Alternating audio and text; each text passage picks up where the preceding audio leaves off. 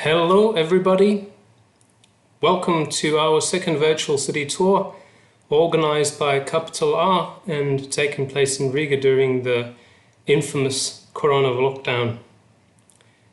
We launched our first installment of the tours in March when the story was dedicated to a special documentary film capturing Riga 60 years ago called White Bells. You can of course look it up on our YouTube channel every time, and there was a method back then. The method was comparing how the past looks like to what the present has become, and this is what we're also going to do today. We will be looking back 30 up to 50 years in the past and examine the metro that was never built in Riga. And taking place from the early 1970s, gaining speed in the 80s and perishing around 1988, the story of the subway of Riga managed to face unconditional decision-making, the positive emotional thrill, then perestroika, or the changes in political and social directions of the Soviet Union, and ended up being the subject of the very first civic mass movement probably in the whole USSR back then. This significant event actually took place 32 years ago today, hence this particular date of our virtual tour on 27th of April.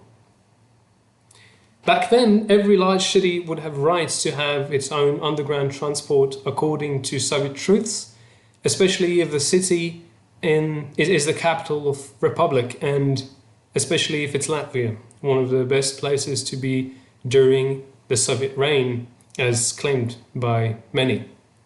Also, the number of inhabitants would grow during the occupation until reaching more than 900,000 souls in Riga, whereas the traffic and regular public transport reached its limit. The purpose of the metro would be relieving the overgrown transportation and connecting more people to more factories, basically. Although the system would soon turn out to be the most sophisticated and expensive metro in the history of the Soviet Union. It would soon face organizational, geological, monetary, and eventually social setbacks, leading to a total closure in 1988, as already mentioned before. On this tour, there will also be a visual podcast of sort. We will briefly cover the history of Riga Metro and its timeline. We'll evaluate pros and cons of its existence and denial, and we'll virtually visit more than 10 locations on the map of Riga divided into sections. Section number 1 is where the first line of the metro will be placed, including the originally accepted interior designs, and section number 2 will be several other locations that would be designated for the building of this subway. Should you have some questions along the tour, we will try to manage to answer them live, hopefully. Otherwise, you can leave comments below after this tour is over, and we will try to answer them if possible. And yeah, let's enjoy the ride. Riga will most likely never face. So yeah, let's begin with a bit of history. And theoretically, the story of a metro in Riga began in the 50s, when a group of Latvian architects carried out the construction of a new station in Moscow metropolitan, thus gaining enormous skills and experience for the future. In the 60s, though, designing new ways of faster public transportation was a hot topic for all urban planners back then in Riga. The discussion was mostly related to fast trams and how to develop the actual public transportation system at that point. Eventually, in 1973, a secret decision was made that there will be a metro system in the capital of Latvia. After all, it is the fastest and also the most Soviet means of transportation, and there probably could also be some unknown reasons to it. You can have a look now on this preliminary vision of the very first line of the subway that would later be accompanied with a tree-line radial system typical to the Soviet Union. It means concentrated in a circle in a center. It was clear already back then that there will be 8 stations, as you can see and count them.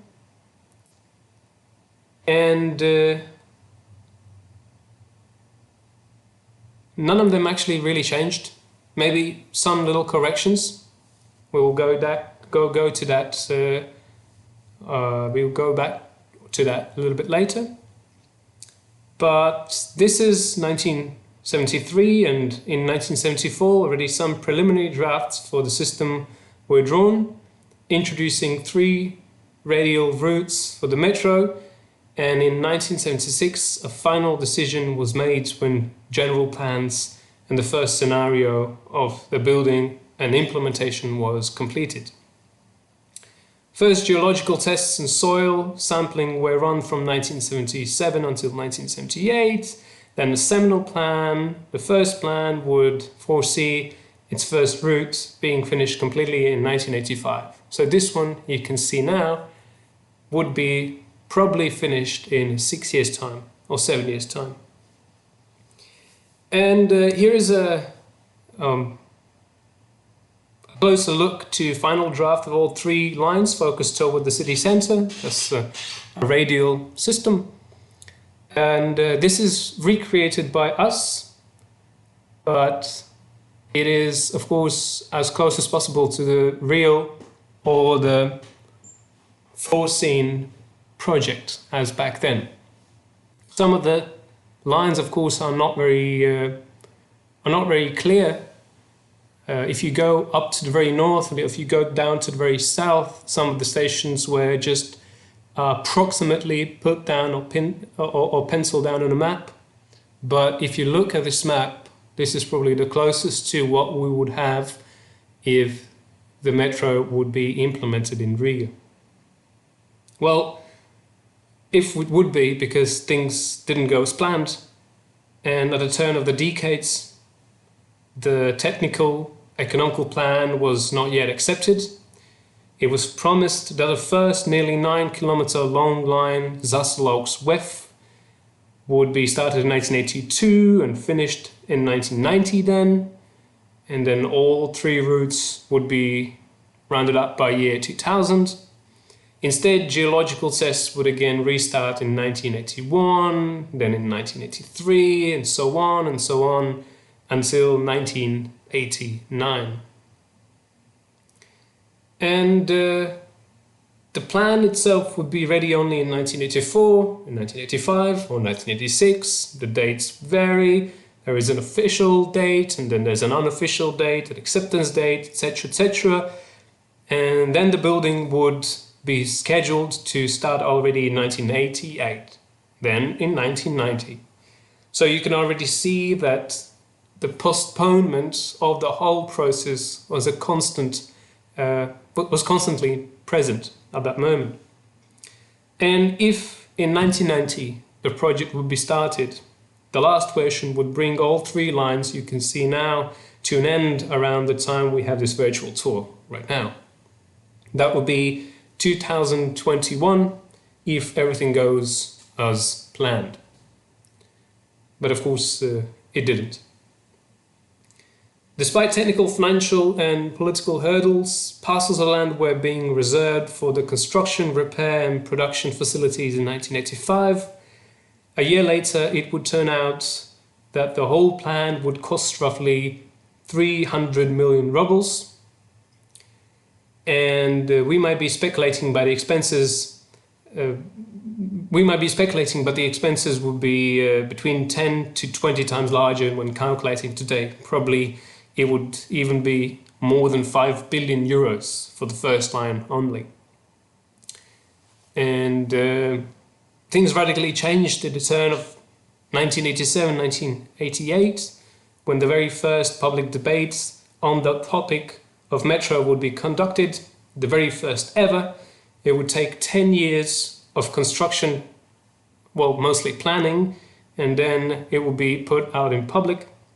And the vagueness and uncertainty of the whole designing and building process, as well as a large threat of thousands of non-Latvian speaking workers entering the country soon after, would cause a wild resistance in the society. Not that the city would not need a well-established transport network, it just became an imaginary Goliath to be decapitated in order to stop the Russification, money waste, secrecy, and eventually also political dependence. And on 27th of April 1988, the very first and of course the only civil mass demonstration related to metro would take place in Riga. Probably it was the very first mass demonstration in the whole Soviet Union back then against some sort of a social or maybe also political topic. Gathering around 10,000 participants, a massive protest would move from Esplanade, which is the right side of the river, then across Daugava to stop at Arkādijas Park, which is left side of the city. The demonstrators, organized by a movement of environment protection, would demand the termination of any metro building activity and other political and social wrongdoing being stopped. And in this photo, you can see a little glimpse of the demonstration, which already takes place in Arkādijas Park. And the protest gained popularity with its ironic yet also sometimes pretty dumb banners and posters.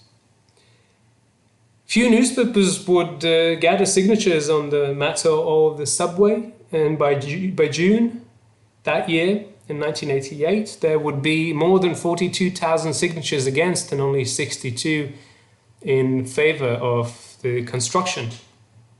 The whole epopee would be postponed by another evaluation of the technical specifications, the plan, and then the whole master plan itself would quietly die by the end of 1988, basically without any notice.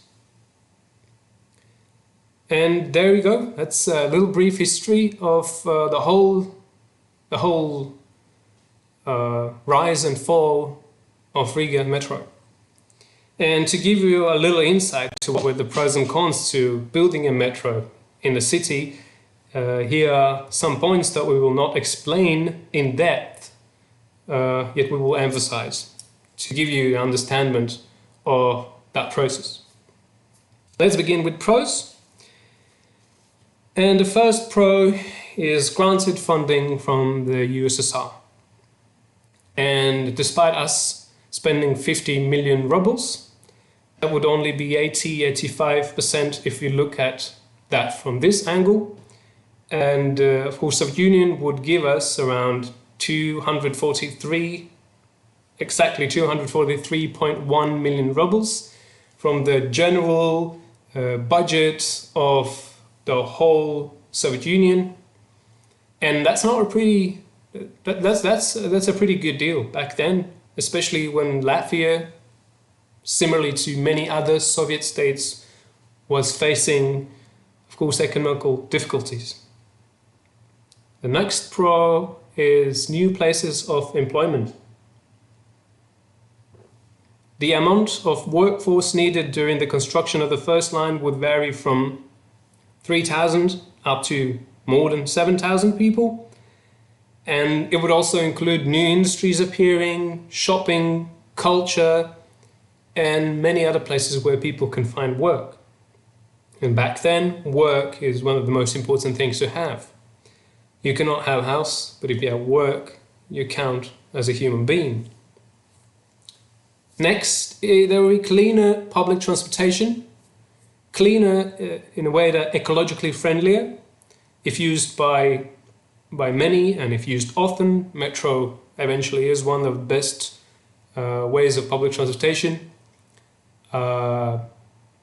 how to travel around the city. And then the next one, of course, is greater speed. And 12 minutes to ride the first line from Zasulauks to Vef is not possible by any means of transportation even today. We managed to run several tests by taxi, by tram, by trolley, by bus, by mixed transportation.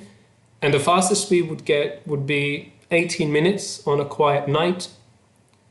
So 12 minutes back then to cross half of the city, it is still somehow magical. Of course, there will be less crowds because metros at first are more spacious, and flocks of people at public transport stops were a common signature to Soviet cities, and a metro would lower their amounts significantly, at least on streets, and it would relieve the overground public transportation that was very much packed back then. And it would reel overground traffic. And by the mid-80s, the city was totally motorized and the traffic on streets was already exhausted. So this would give a relief to have more space for the city, probably give more space for a human scale, like it is very popular today.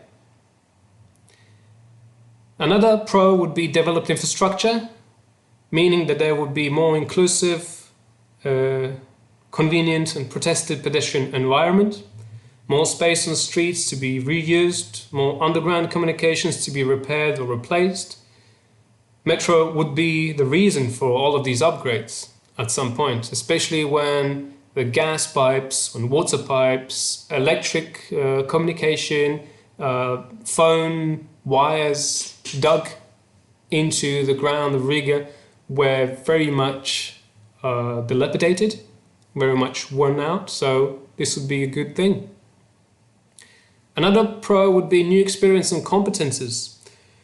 And except the metro station Latvians designed in mid-50s, the one that we mentioned earlier in Moscow, there was absolutely no knowledge, no experience, no physical machines and vehicles related to underground construction in Latvia, and that would be a big asset to Riga and something that many cities didn't have in Soviet Union and even around the world. Of course, it's prestige. Prestige was one of the most important things to every city back then, and despite the terrible construction works, every city would use metro as a symbol of success and achievement of the modernist movement in the Soviet Union. A subway would make every city a metropole. And that would also be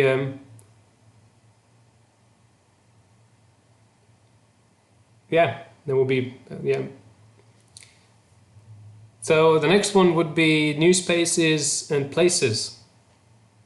And as we all know, metro system can be used for art, exploring in performances, whereas the whole metro concept can develop new placemaking traditions or different processes of urbanism Riga would never experience otherwise.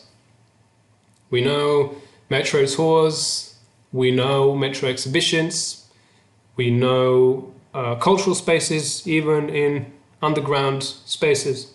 So there could be a possibility to see different Riga from that perspective.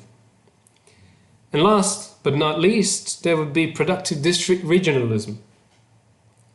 And there would be, well, meaning that more people would theoretically visit or dwell at more suburbs and neighborhoods, thus emphasizing the independence of them and self-sufficiency, and making them destinations for work and play, as well as for tourism.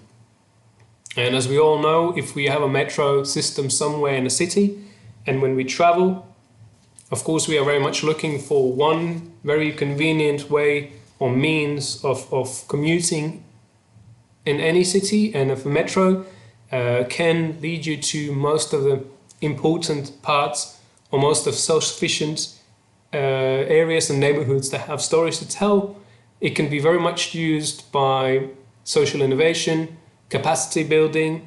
It can very much be used for tourism marketing for destination development, returning visitors. So it is a positive thing. But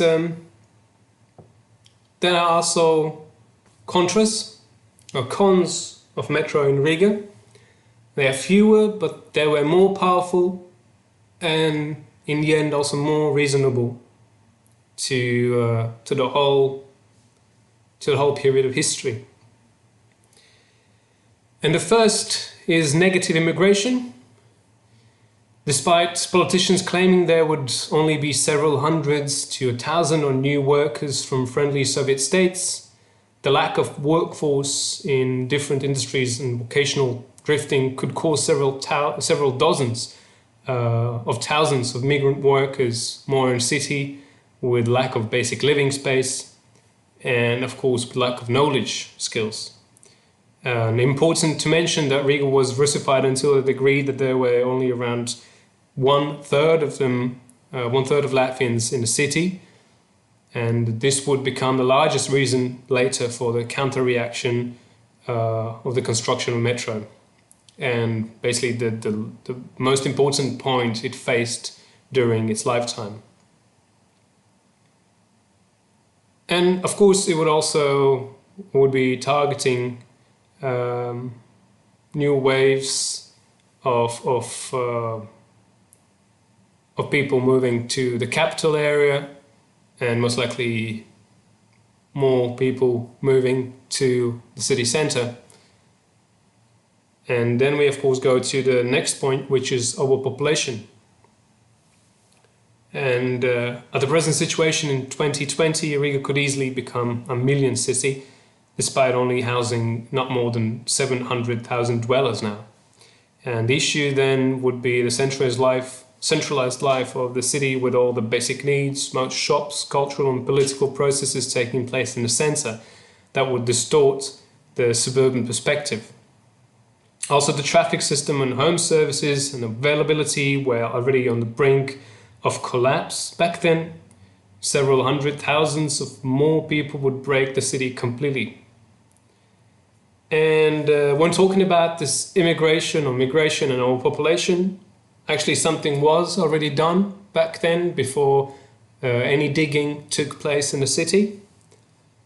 And by the end of 1980s, there was, I wouldn't call it the complex, but there was a duet of homes built right outside the city, now located in Storpinu parish, in Storpinu vicinity. And there will be two houses like these, two homes built for around 150 first migrants from other Soviet states to come and work in relation to the metro. And this is a house that actually is one of the only relics that are left from the whole process that you can see and visit physically. And you can actually visit it also in Bing Maps. There are two buildings. One of them is gone. You can't see actually the remnants of the one to the right anymore, but you can still find out something about the building on left. So this is Gateway New Year 13, and basically it is the very edge of the capital. And if you go down the streets or up the street towards the city center, there is a massive complex now related to timber and woodworks. But this complex would be a second thing built or partially built for the purposes of metro. This would be the place for car repairs, this would be the place for storage spaces, this would be the place for technical purposes to implement the construction of the subway in Riga. And of course, none of that is actually telling the story anymore. So we can go back to the next point, the next contra. That is, of course, the most important contra that would define all the hurdles, all the setbacks, all the limitations, issues to the metro plan back then, and that would be geological unsuitability. And here we can include everything. The city made on sand, massive underground water deposits, closest to a rock, starting around 20 up to 30 meters below, meaning that some tunnels would be dug more than 40 meters deep, even deeper. The expensive method of freezing the soil, etc., etc. I can just continue. No wonder this was called the most expensive and sophisticated metro in the history of the Soviet Union, and Riga was geologically unfit for any metro. Well, at least it is still unfit for now. The next one would be pollution. And half of the first metro stations will be built from the street level, thus turning half Riga into a dusty, oily, noisy construction site for years. And back then there also was no policy for tree protection, as well as no idea how to maintain clean streets and vehicles while working on the construction. So there you go. It is quite related to impact on urban environment.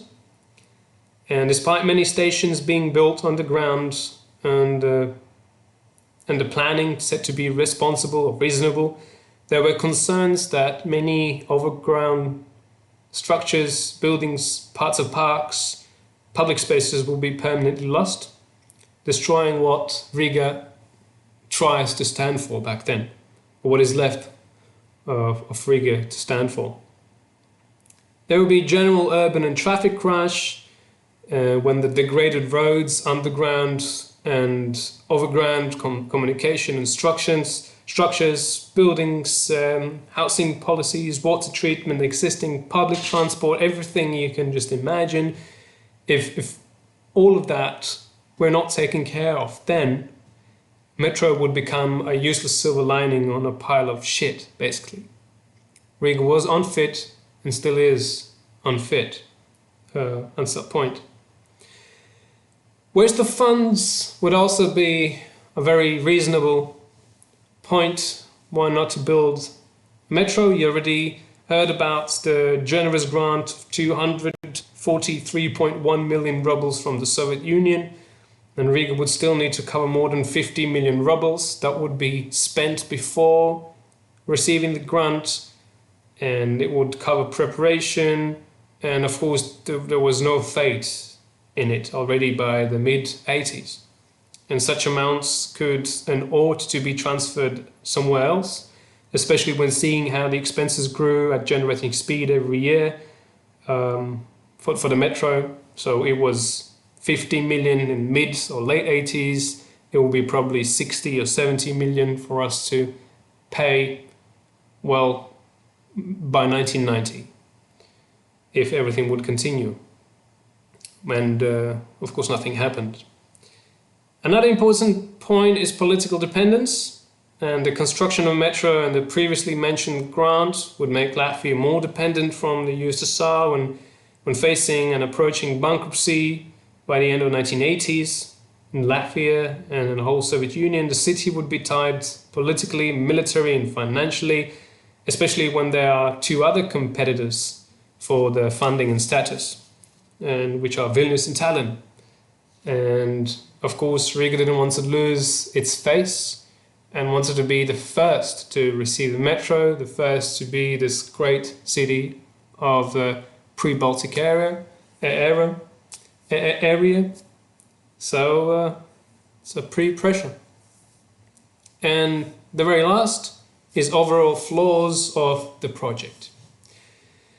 So when distances between stops are too long, and sometimes even 1.19 kilometers between, where there should be approximately 400 meters average, or the worst case scenario 800 meters average, when it is planned to connect basically factories with a center rather than neighborhoods and residential areas, and when the factories themselves are too far from the stops and time spent on foot back and forth is even longer than waiting for a crowded bus, when there is an absolute lack of infrastructure for the disabled or, God forbid, the cyclists, when there is such a secrecy, and when there's so much more than these flaws, it is just reasonable people don't believe the metro will eventually work.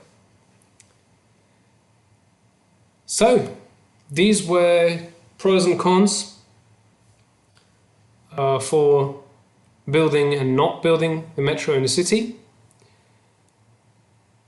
And before we go to the second part of the tour, there's a chance for us to answer some of the questions or some of the comments that were written while we were talking, and probably some myths that we will try to change.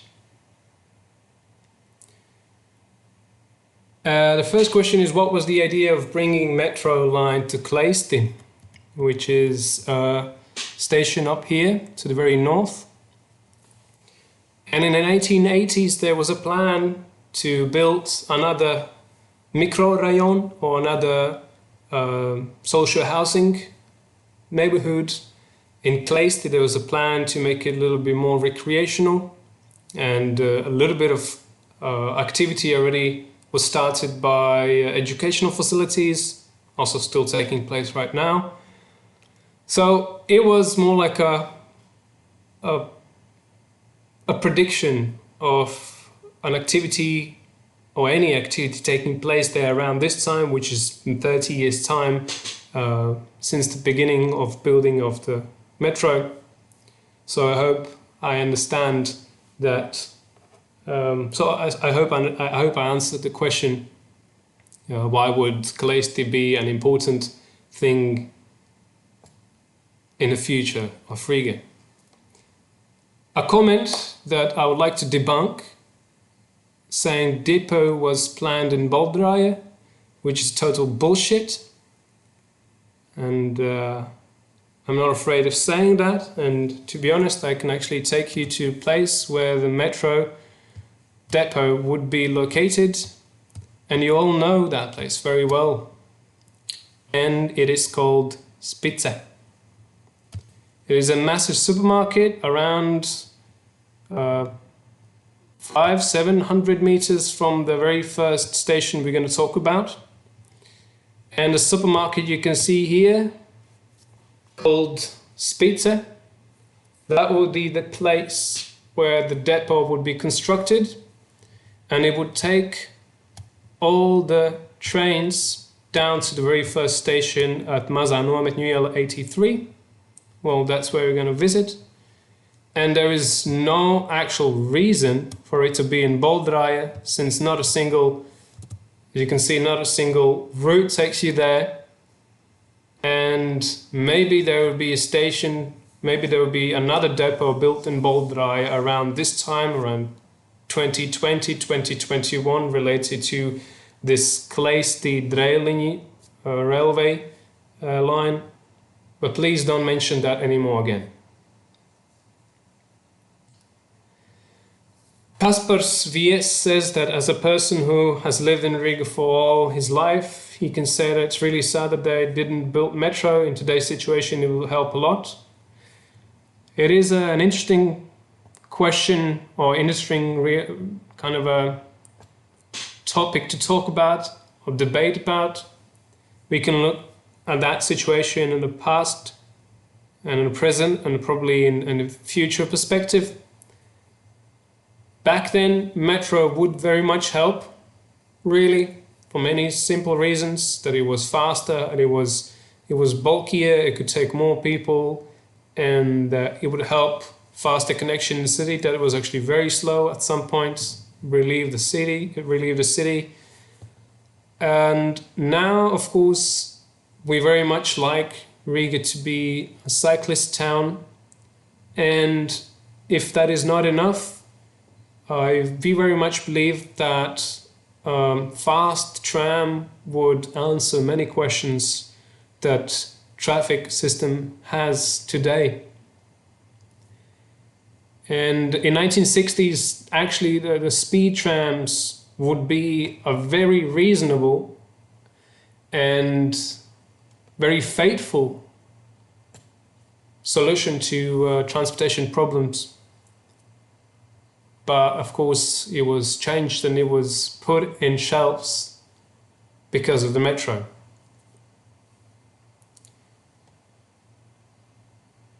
And so yeah, about the costs. Like I said, we still speculate, but the very first line that we're going to cover today would be around 5 billion euros, 6 billion euro. Knowing the traditions that Riga has today of constructing bridges, constructing or renovating street systems, probably it would reach 6 or more million than that. So pretty pricey.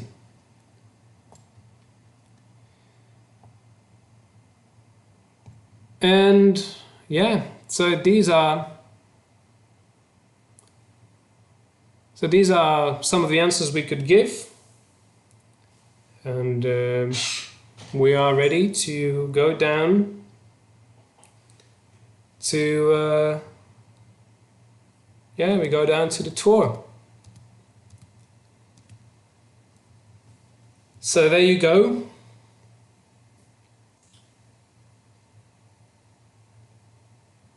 So we'll try to help you understand the scale of the city. And these will be the 8 metro stations as visualized in 1983, officially accepted. And we will visit them during the next half hour. And we will also try to visit several other places on the way, that actually some of them we already visited.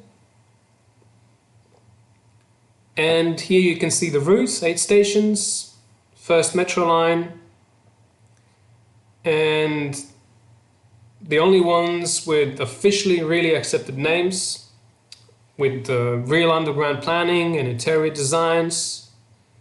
And as already mentioned, the competition took place in 1983 for these designs to be developed. And 12 groups of renowned architects from Riga, Minsk and Moscow would submit 48 anonymous drafts, layouts, and every station would have its own phenotype. That is a particular set of characteristics and narrative that architects would try to ignore, actually. And also it would demand its own code and motto.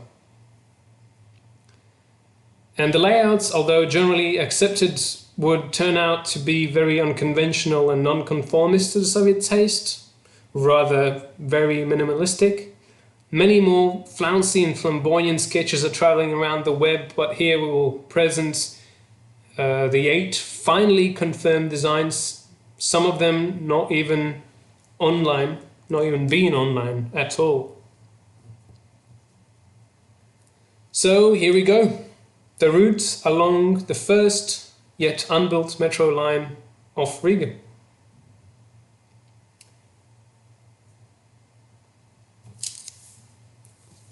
And we begin with the very first station that is already known for you. A station located at Mazā Nometņu iela right here is a good locator where you can find its location. And the station is called Zasulauks, related to train station right here. And this stop had a phenotype related to recreation and health. It's very easy to explain that because it will be the final terminal destination of this 8-stop route that would take several hundred meters to go to Zasulauks station and then go up the way to Jūrmala town, which is a seashore town, recreational resort town, very popular during the Soviet time. Actually too popular during the Soviet time. And the idea was that people from the right side of the city would go by metro to Zasulauks and then take a transfer to the beach. There is a myth, again, to be debunked, that the station was located under the train stop named Zasulauks, which is another mistake. It was officially planned right here where the pin is located. And we can have a street view seeing how the location looks now today. Oh, look at that. Hi. So yeah, we have a little visitor, and this is where the station would be. It would be planned exactly under the street, and it would be planned right here related to industry around. There would be military repair station, chemical factories and paints around, so it would be also reasonable for the workers to transfer themselves or commute themselves around the city.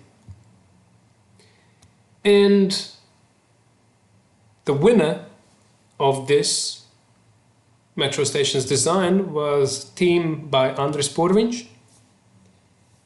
And the interior design would look like this. And Zasulauks is probably one of the most famous metro stops to have multiple various and incorrect layouts and drafts and designs of the interior traveling around the web. So you're welcome. This is the first, the only accepted design for the stop Zasulauks. Then next we are going to a stop called Aurora, which will be most likely called it will be called Ārgenskalns these days. You can actually walk along the street, taking you through Ārgenskalns, which is a lovely neighborhood with lots of wooden architecture. And it will be called Ārgenskalns because of the area, but of course it would also be called Aurora for something else. A factory that is located nearby. And as you can see, the distance is pretty long for us to take, even on a virtual tour. And the location would be right here. Aurora factory was right next to it, and it was a sock factory, and previously it was also a textile factory, and its phenotype would be the fight of Latvian proletariat. So it is located right here, and your locator is this beautiful school called Fritzes Brīvzemnieks Primary School, a guy who translated Latvian, Russian and German dictionary the first time around 150 years ago, proving that Latvians are well with 3 languages already back then. And its official design would look like this. Not a great deal, but it was the winner. And its winner was the only person or the only team of architects that was not from Riga, and it was I Petukhova team from Moscow.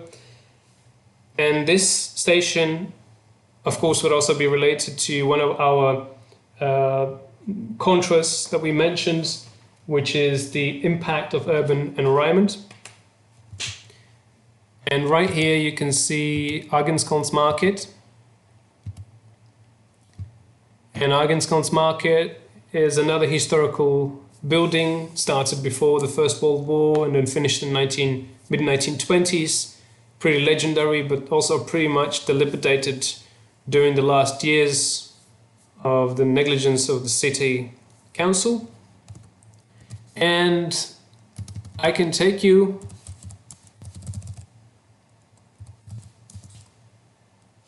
to the market from a bird's view, and I can show you where some activities would take place. that would destroy how the market looks like a bit. So you can see the whole complex. Right here, there will be the station on the corner, under the crossroads. And there was an idea that the entrance and exit to it would be located where the market is now here. And some of the buildings here that are actually not really much of worth, but some of the buildings would be torn down in order to implement this station. Then we go to the next stop called Daugava. That will be called the National Library today. As you all know, the massive building by Gunārs Pirkards that was constructed in the last 10 years. And the route would take you through Uzvaras Parks, dedicated to the victory of the last intruders in Riga after the First World War in 1919. And there is actually another misconception of where the station would be located. So we are located actually right here, where the railway museum is. And several drafts at the beginning of the 1980s, when the city plan, the general city plan was designed, thinking about new urban solutions and new living solutions for the city, there would be a vision that a metro station called Daugava would be located right here where I'm pointing at the map, on the very corner of the park, opposite the Victory Monument. But actually the station would be located right under the railway museum. And it would look like this. Again, doesn't look like a winner, but it was a second win to Andris Purviņš team. And its phenotype was Riga as the gates to the sea and socialistic friendship. Of course, very much related to the river next to it. And still some years ago, in a location next to the railway museum, there will be a possibility for us to see some underground pipes left after drilling and soil testing. But several years ago, all of the leftovers of those pipes were taken out. So another relic of the metro was gone. And then we would take the route, or the route would take us across the river, and it would go right under the river, probably taking those 40, even 50 meters below the ground, and it would go in direction towards the beginning of the bridge, the railway bridge I'm pointing right now. And there was a very hot, very harsh debate on what to do with the Old Town, because we all know Old Town is very much protected, and during the end period of Soviet Union, there would be a massive discussion about the protection of Old Town and reincarnation as a historical place, and also, well, architectonic, protected architectonic location. And many would say that if a metro is built under Old Town, it would sink, it would collapse, and most likely it would also do, because Old Town is still built on basically on sand, on a very unstable soil. And that's why the central station, reasonably called that because it is located in the center of the city, but also right next to the railway, Central Railway, it would be located right outside of Old Town, basically right here, in this tuft of trees. And we can go bird's view.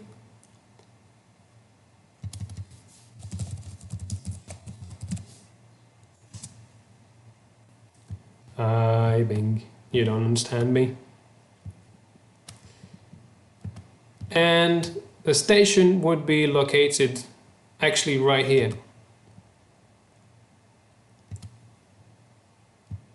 So you see this little piece of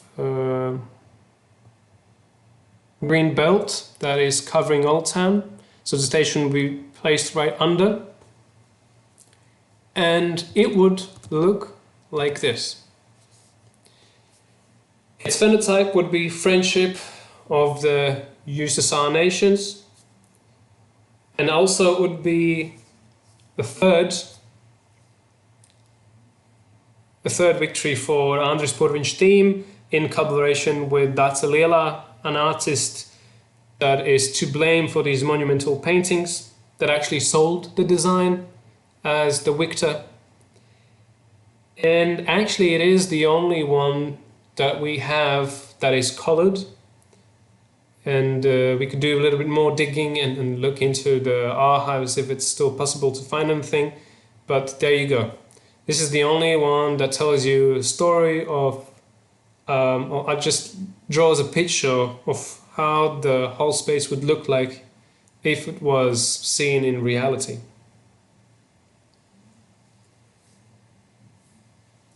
So these are the first four.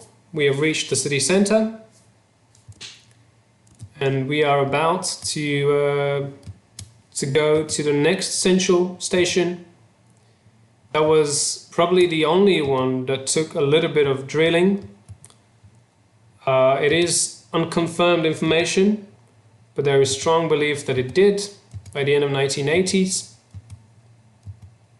Of course, the route would go right across Garden, or right under Garden, and it would end up in a location nearby Hotel Latvia, right here, and the station would be located right here, behind this pod of buildings.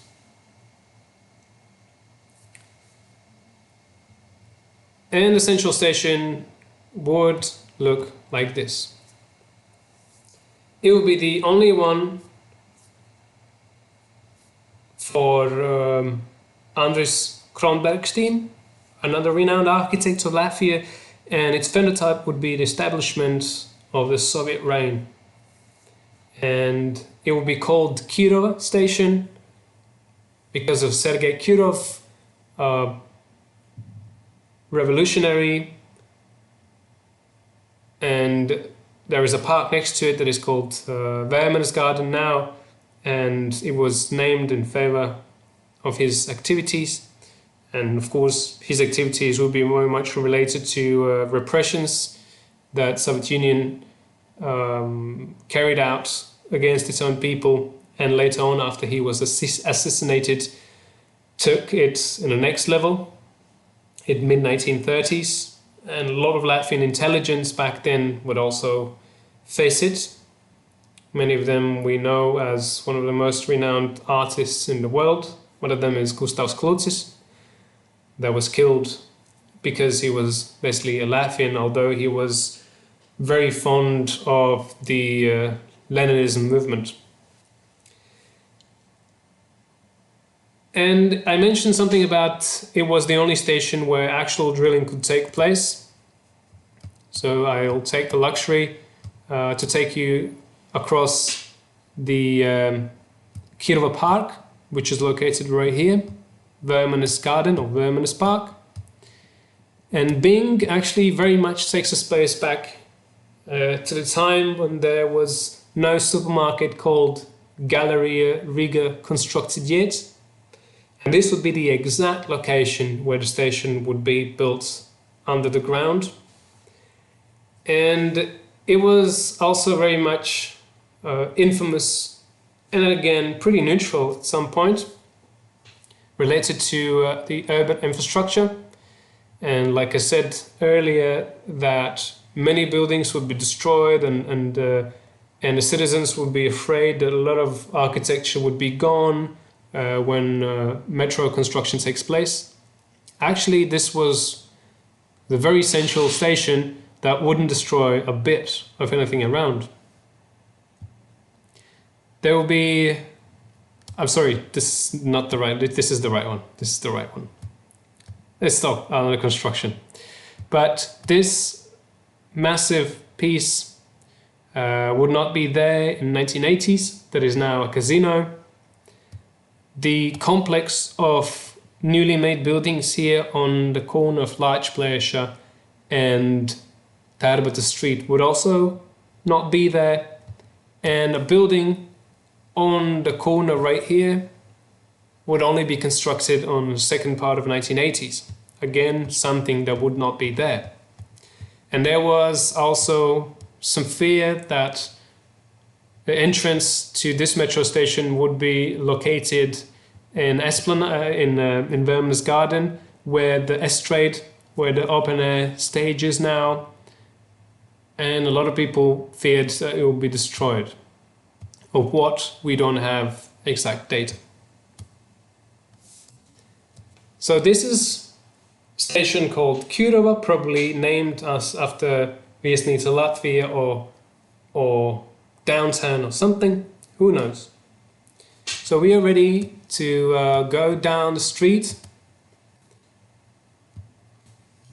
and visit the next stop called Raiņa.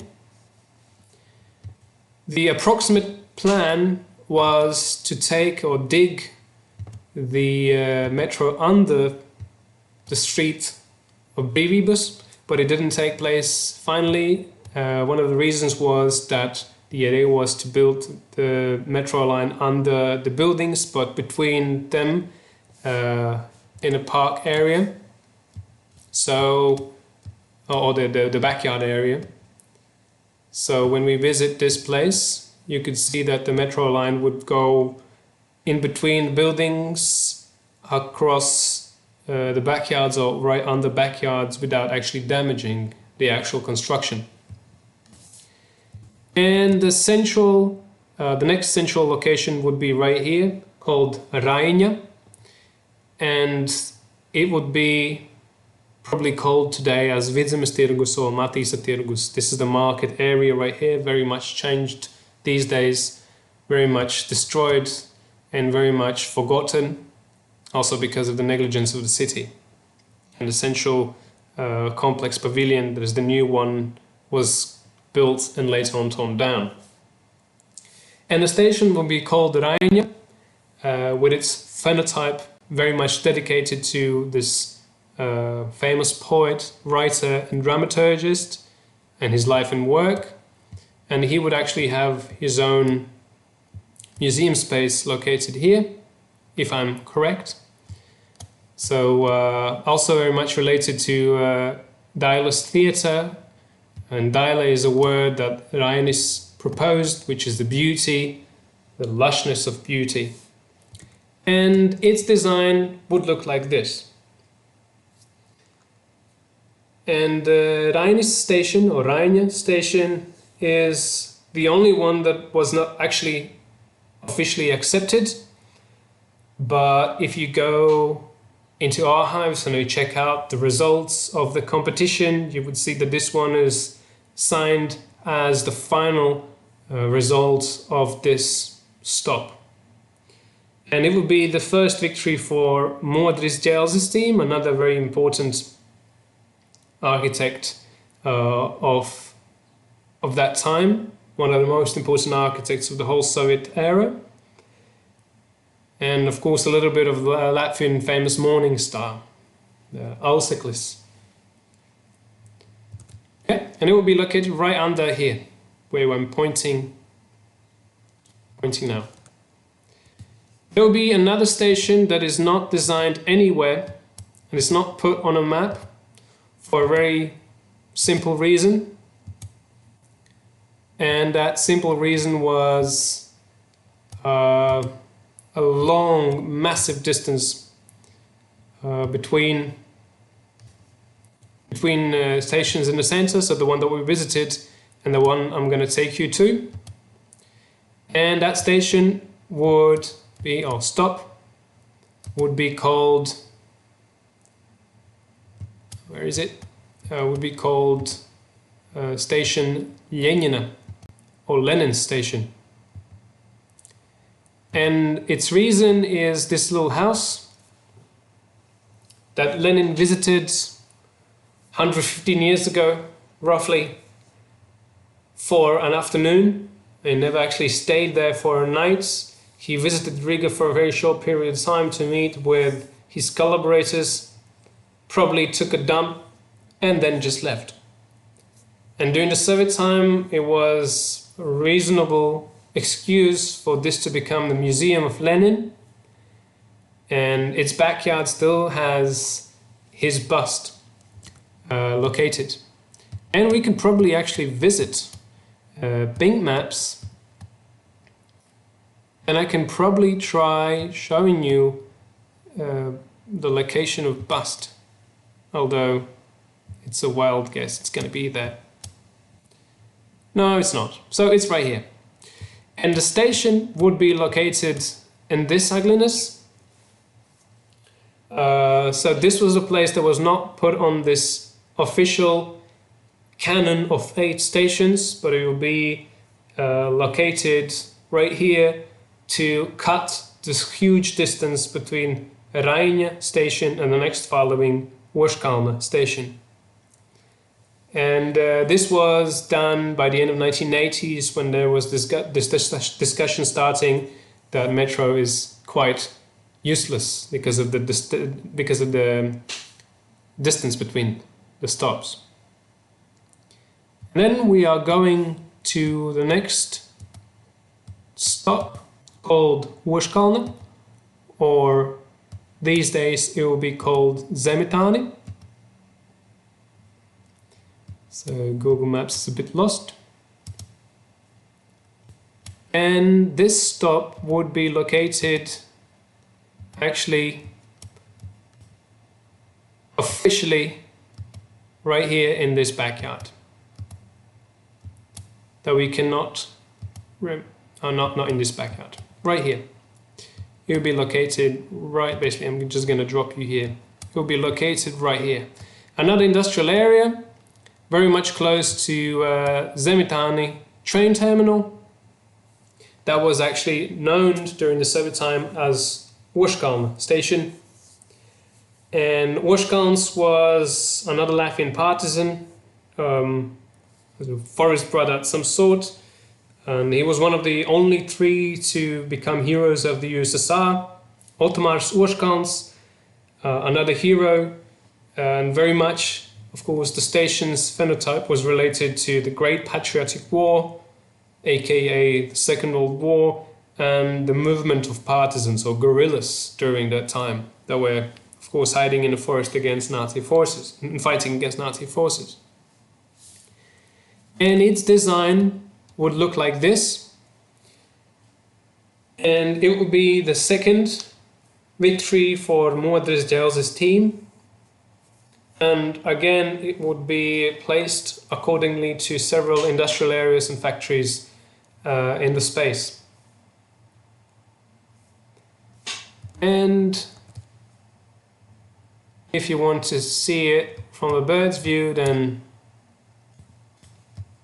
the location of the station would be right here, in the middle of this triangle between Krišjāņa Barona iela, Brīvības iela, and Pērneles iela, or streets. And then we are taking you to the very last stop, which is called WEF. And WEF is an abbreviation of the State Electrotechnical Factory, Valsts Elektrotehniskā Fabrika. That was a very important factory during the first Latvian independence in the 1920s and 30s. This is a place where a lot of important developments in communication technologies were carried out. And these were its headquarters, you can see here. And during the Soviet time, this factory would be the largest in the country and the first largest factory in the USSR for communication technology producing. But the factory itself is, of course, not important. The most important part is the culture palace you can see through the trees. We're going to visit in Bing. And Culture Palace, WEF Culture Palace, would be located right exactly opposite the where are we now? Going down. Opposite the metro station.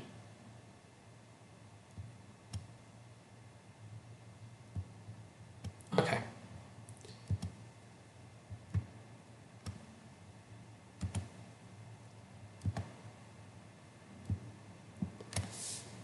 So this is the location where the metro station will be placed. It will be under the street now. Actually, the exact location will be on the corner of Brīvības gatve and what is the street? Yeah, the street. And the station would look like this. And it will be the only victory for a team of Valerijs Kadirkovs, another architect originated in Riga. And its phenotype would be, of course, dedicated to work. As you can see, the looks of it doesn't really much look like work at all, although you can see little details and lines in the pillars and the pilasters of the interior, probably related to the communication works, wires that WEF or the factory is very much known with, very much working with. And this actually location is also nearby famous Marsa parks that I just want to mention. Another important place that has a discussion around now, whether to turn this park into state security headquarters or whether leave this for the purpose of recreation and play for the citizens. If you want to find out something more about this, of course, there's a chance for you to find an article depicted to the whole era of Marsa parks, the whole saga, starting by the end of 2019 and then as it is today. Just go to capital.r.eu and you will find it.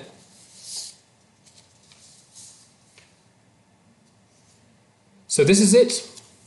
We have covered all of the stations. We've seen these 8+1 locations that would define the metro in Riga. And this is the end of the tour.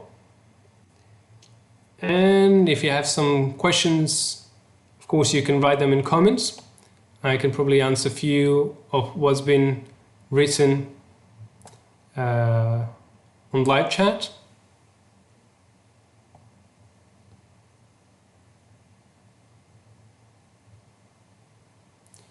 And there's a very good point about an upgrade in Wikipedia.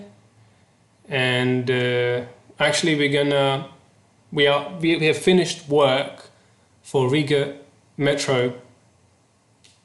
So chronicle, and it will be turned into a book. And when this book is published, we will try to upgrade or update the article in Wikipedia. And hopefully we're going to correct all the mistakes that are also related to the Bolderaya depot.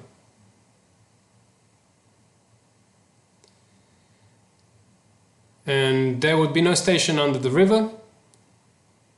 Like I said, it will be located on the canal only. And I cannot tell you more about the digging of Kirova, but I can tell you more about the digging of Kirova station.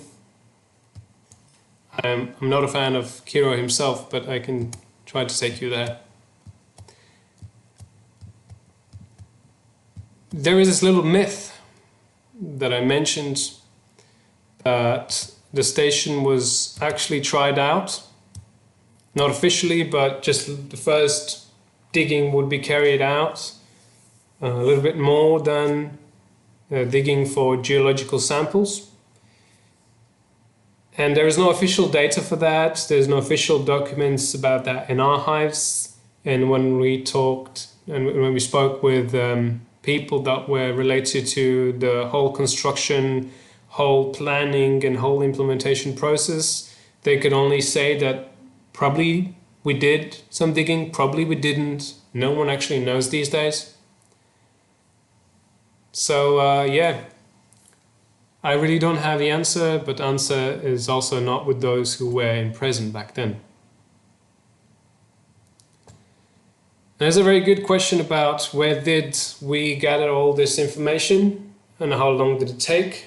The whole process began in 2014 and it will be pretty much active until 2016, 17, then a little hiatus, returning back in 2018 and then in 19, and then we are here.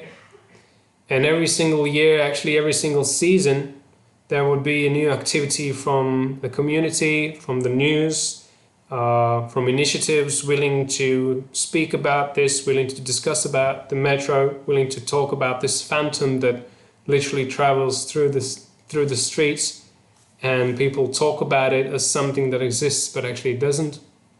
So it took around 6 years for us to get the whole stuff, because a lot of facts already are published that might not be wrong, but it asks for more digging to be sure about the dates, about the plans, and about the official accepted information. And it did take a lot, and actually even calculating the whole costs of it. So yeah, this is it. The end, everybody, and thanks so much for hanging out with us on our second virtual city tour in Riga. And if you have any questions further on, please leave them in comments. And maybe some of your thoughts, what do you think about the whole topic of the metro in Riga? Don't hesitate. And of course, subscribe. Please subscribe to our channel for new content coming up already in a month or so. We already have a topic. We just need to, execute it.